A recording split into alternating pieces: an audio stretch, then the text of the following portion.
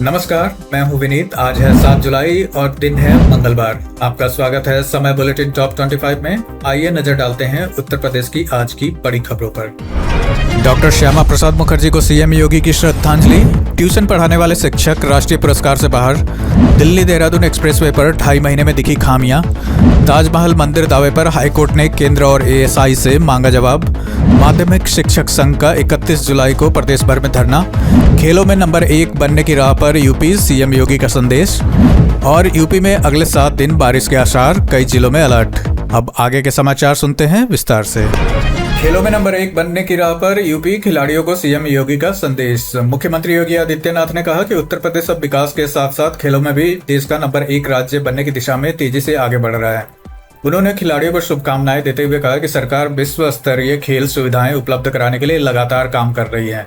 हाल ही में राष्ट्रीय एथलेटिक्स प्रतियोगिता में यूपी ने 20 पदक जीते, जबकि पुरुष टीम पहली बार चैंपियन बनी। डॉक्टर श्यामा प्रसाद मुखर्जी को सीएम योगी की श्रद्धांजलि। डॉक्टर श्यामा प्रसाद मुखर्जी की 125वीं जयंती पर मुख्यमंत्री योगी आदित्यनाथ ने उन्हें श्रद्धांजलि अर्पित की। उन्होंने मुखर्जी को महान स्वतंत्रता सेनानी, शिक्षाविद और भारत की एकता एवं अखंडता का प्रबल समर्थक बताया। मुख्यमंत्री ने कहा कि जम्मू कश्मीर को विशेष दर्जा देने वाली नीतियों के विरोध और राष्ट्रीय एकता के लिए उनका योगदान हमेशा याद रखा जाएगा। उन्होंने युवाओं से डॉक्टर मुखर्जी के विचारों से प्रेरणा लेने की भी अपील की। राष्ट्रीय शिक्षक पुरस्कार के नियम बदले, ट्यूशन पढ़ाने वाले शिक्षक बाहर। राष्ट्रीय शिक्षक पुरस्कार 2026 के लिए आवेदन प्रक्रिया शुरू हो गई है। इस पर शिक्षा मंत्रालय ने नियम सख्त करते हुए निजी ट्यूशन पढ़ाने वाले शिक्षकों और प्रधानाचार्यों को पुरस्कार की दौड़ से बाहर कर दिया है। केवल वे नियमित शिक्षक आवेदन कर सकेंगे जिन्होंने कम से कम 10 वर्ष की सेवा पूरी की हो। आवेदन की अंतिम तिथि 13 जुलाई तय की गई है। योगी कैबिनेट की 27 प्रस्तावों को मंजूरी, स्टार्टअप और किसानों को बड़ी राहत। योगी कैबिनेट ने सोमवार को 27 प्रस्तावों को मंजूरी दी। नई स्टार्टअप नीति के तहत युवाओं को 20 लाख रुपए तक की पूंजी सहायता और विशेष मामलों में 50 लाख रुपए तक की मदद मिलेगी।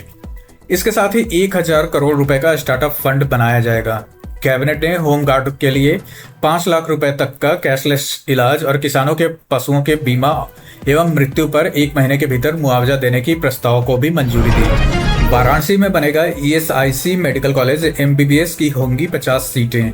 योगी कैबिनेट ने वाराणसी ईएसआईसी मेडिकल कॉलेज खोलने की मंजूरी दे दी है। करीब 800 करोड़ रुपए की लागत से बनने वाले इस मेडिकल कॉलेज में 50 एमबीबीएस सीटें होंगी, जिनमें 25 सीटें ईएसआई लाभार्थियों के बच्चों के लिए आरक्षित रखी जाएंगी। यहाँ भविष्य में नर्सिंग, पैरामेडिकल कोर्स भी शुरू किए जाएंगे। इससे पूर्वांचल में चिकित्सा सुविधाओं के साथ रोजगार के लिए नए अवसर भी बढ़ेंगे। कानपुर, गाजियाबाद और फतेहपुर में खुलेंगे 3 नए विश्वविद्यालय। योगी कैबिनेट ने कानपुर, गाजियाबाद और फतेहपुर में 3 नए निजी विश्वविद्यालयों की स्थापना को मंजूरी दे दी है। इनके शुरू होने के बाद प्रदेश में निजी विश्वविद्यालयों की संख्या बढ़कर 56 हो जाएगी। सरकार का कहना है कि इससे युवाओं को उच्च शिक्षा, शोध, रोजगार आधारित पाठ्यक्रमों के अधिक अवसर मिलेंगे। नए विश्वविद्यालयों में कृषि, तकनीकी और आधुनिक विषयों की भी पढ़ाई की जाएगी। गोरखपुर और मुरादाबाद नगर निगम जारी करेंगे म्युनिसिपल बॉन्ड। योगी कैबिनेट ने गोरखपुर और मुरादाबाद नगर निगम को म्युनिसिपल बॉन्ड जारी करने की मंजूरी दे दी है। इससे दोनों शहर विकास परियोजनाओं के लिए बाजार से धन जुटा सकेंगे। सरकार का कहना है कि इस फैसले से सड़क, सीवर, पेयजल और अन्य शहरी सुविधाओं के विकास को गति मिलेगी। साथ ही नगर निगम आर्थिक रूप से अधिक आत्मनिर्भर बन सकेंगे। यूपी में एक दिन में लगेंगे 35 करोड़ पौधे, बनेगा नया रिकॉर्ड। उत्तर प्रदेश सरकार एक दिन में 35 करोड़ पौधे लगाकर नया रिकॉर्ड बनाने की तैयारी कर रही है। इस अभियान में वन विभाग समेत कई विभाग हिस्सा लेंगे। गंगा एक्सप्रेसवे के किनारे 5.5 लाख पौधे लगाए जाएंगे। सरकार का कहना है कि इस अभियान से हरियाली बढ़ेगी, पर्यावरण संरक्षण को मजबूती मिलेगी और जल वायु संतुलन बनाए रखने में भी मदद मिलेगी। यूपी में अगले 7 दिन बारिश के आसार, कई जिलों में अलर्ट। मौसम विभाग के अनुसार उत्तर प्रदेश में अगले 7 दिनों तक मानसून पूरी तरह सक्रिय रहने की संभावना है। इस दौरान प्रदेश के कई जिलों में मध्यम से लेकर भारी बारिश, गरज चमक और तेज हवाएं चल सकती है। कुछ संवेदनशील इलाकों के लिए येलो अलर्ट जारी किया गया है, जिससे लोगों को सतर्क रहने की सलाह दी गई है। लगातार बारिश के कारण तापमान में गिरावट आएगी और उमस भरी गर्मी से राहत मिलेगी। हालांकि निचले और शहरी क्षेत्रों में जल भराव की समस्या उत्पन्न हो सकती है, जिससे यातायात प्रभावित होने की आशंका है। ओडीओसी से हर जिले की खास कुजीन को मिलेगा नया बाजार। उत्तर प्रदेश सरकार वन डिस्ट्रिक्ट वन कुजीन पहल के जरिए हर जिले के पारंपरिक खान पान संस्कृति को नई पहचान देने की तैयारी कर रही है। योजना के तहत स्थानीय व्यंजनों को ब्रांडिंग, प्रशिक्षण, पैकेजिंग, साफ सफाई, डिलीवरी और डिजिटल मार्केटिंग से जोड़ा जाएगा। इससे छोटे फूड कारोबारियों, रेहड़ी पटरी विक्रेताओं और युवाओं को अपने जिले में ही रोजगार एवं स्वरोजगार के नए अवसर मिलने की उम्मीद है। ताजमहल में मंदिर होने के दावे पर केंद्र और एएसआई से जवाब तलब। ताजमहल परिसर में तेजो महालय मंदिर होने के दावे से जुड़ी याचिका पर इलाहाबाद हाईकोर्ट में सुनवाई हुई। अदालत ने केंद्र सरकार और भारतीय पुरातत्व सर्वेक्षण को जवाबी हलफनामा दाखिल करने का निर्देश दिया है। याचिका में ताजमहल परिसर में प्राचीन मंदिर होने की घोषणा की मांग की गई। मामले की अगली सुनवाई निर्धारित तिथि पर होगी। राम मंदिर चढ़ावा विवाद पर विपक्ष का प्रदर्शन, कांग्रेस और शिवसेना सक्रिय है। अयोध्या के राम मंदिर में चढ़ावे से जुड़े विवाद को लेकर विपक्ष ने सरकार पर हमला तेज कर दिया है। कांग्रेस ने सद्बुद्धि पदयात्रा निकालने का ऐलान किया है, जबकि शिवसेना राम रक्षा आंदोलन शुरू करेगी। समाजवादी पार्टी पहले ही इस मुद्दे को उठा रही है। विपक्ष का आरोप है कि चढ़ावे में अनियमितताओं की निष्पक्ष जांच होनी चाहिए। हमीरपुर में हमनाम युवक को पकड़ने पर पुलिस घिरी। हमीरपुर में वारंटी की तलाश के दौरान पुलिस पर हमनाम युवक को हिरासत में लेने और 3rd डिग्री देने का आरोप लगा है। परिजनों के मुताबिक युवक की हालत बिगड़ने पर उसे कानपुर रेफर करना पड़ा। डॉक्टर ने उसके शरीर पर चोटों की पुष्टि की है। वहीं पुलिस ने मारपीट के आरोपों से इनकार किया है। मामले की जांच जारी है। साइबर ठगी में 500 म्यूल खातों का बड़ा नेटवर्क उजागर। वाराणसी साइबर सेल ने देश भर में फैले साइबर ठगी नेटवर्क का खुलासा करते हुए 500 म्यूल खातों की पहचान की है। जांच में सामने आया कि खाता धारक मासिक किराए या कमीशन के बदले अपने बैंक खाते साइबर ठगों को उपलब्ध करा रहे थे। इन्हीं खातों के जरिए करोड़ों रुपए की ठगी का लेन देन किया गया।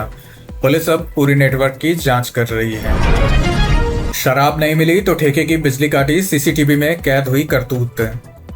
सहारनपुर में शराब ठेके की बिजली काटने का मामला सामने आया है। आरोप है कि ओवर टाइम के दौरान शराब देने से इनकार करने पर कुछ लोग सीढ़ी लेकर पहुंचे और बिजली के खंभे पर चढ़कर सप्लाई काट दी। पूरी घटना पास के लगे सीसीटीवी कैमरे में रिकॉर्ड हो गई।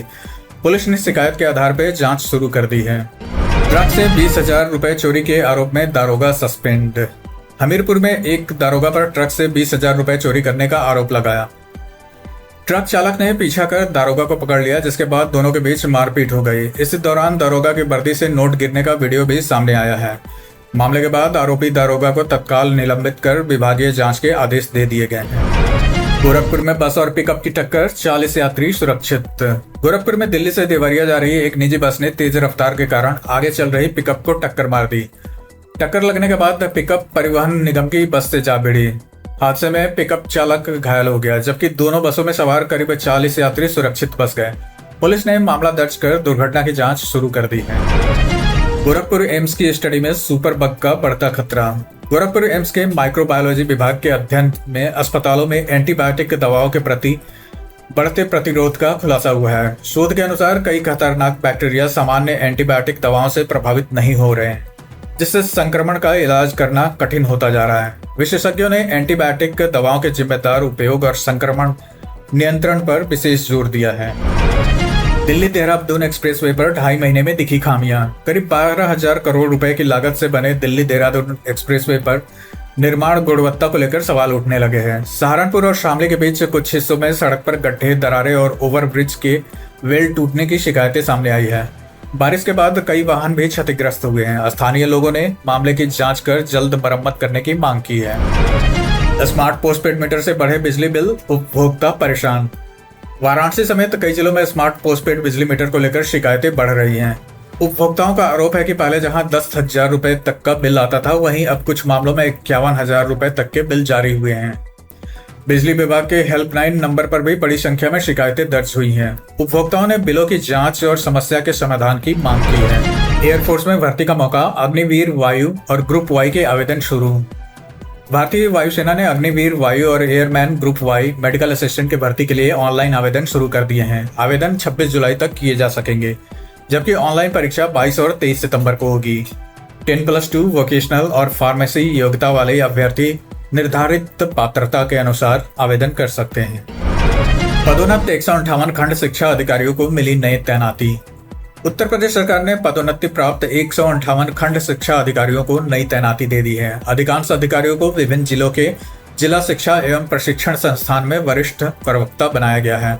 सरकार का कहना है कि इससे शिक्षक प्रशिक्षण, शैक्षणिक अनुसंधान और शिक्षा की गुणवत्ता सुधार से जुड़े कार्यों को और गति मिलेगी।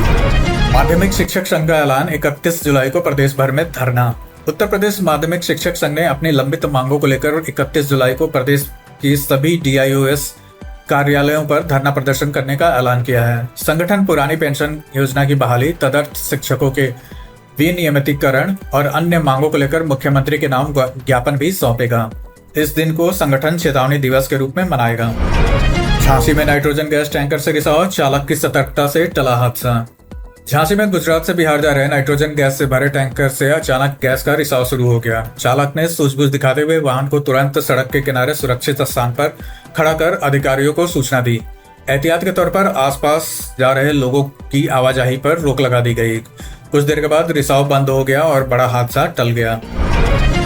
खेती में टेक्नोलॉजी से बढ़ रही किसानों की कमाई। उत्तर प्रदेश में खेती को आधुनिक बनाने के लिए सरकार बीज से लेकर बाजार तक कई नई तकनीकों पर जोर दे रही है। किसानों को बेहतर बीज, सोलर पंप, ड्रोन किसान पाठशाला, फसल बीमा, पैक हाउस, ग्रामीण हाट और डिजिटल मार्केट जैसी सुविधाएं उपलब्ध कराई जा रही हैं। इसका उद्देश्य खेती की लागत कम करना, उत्पादन बढ़ाना और किसानों को अपनी उपज का बेहतर दाम दिलाना है। आधुनिक तकनीक से खेती अब अधिक लाभकारी और आसान होती जा रही है। इसी के साथ आज की खबरों का सिलसिला हम यहीं समाप्त करते हैं।